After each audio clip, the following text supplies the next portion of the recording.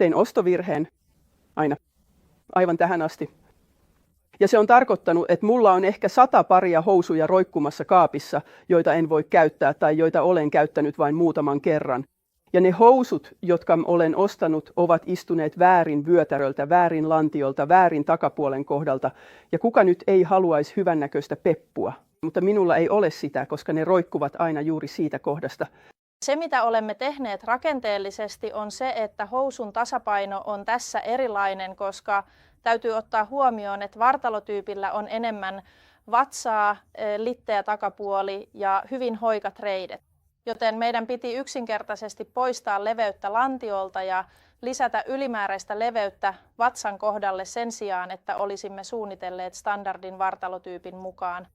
Niinpä suunnittelin todellisen naisen vartalon mukaan, voisi sanoa, joka olisi kannattu kehosta vian avulla. Ja sitten käytin sitä suunnittelupohjana. Se mikä on, kun ei oikeastaan ole lantiota eikä kovin paljon reisiä ja sellaista, on se, että usein eikä myöskään ole kovin paljon vyötäröä. Silloin housut kiristävät vyötäröltä ja ovat löysät muualta. Nämä housut taas istuvat hyvin joka puolelta. Ne eivät kiristä vyötäröltä.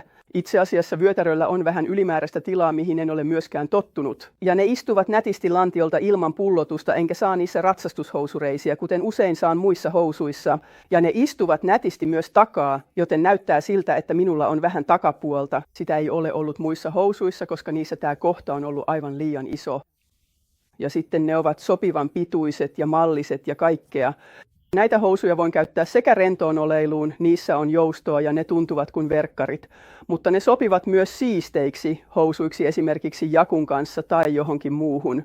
Niissä on paljon monipuolisuutta. Mitä tulee siihen myyntiin, jota on ollut helmikuussa ja maaliskuussa, se on ollut aivan loistavaa.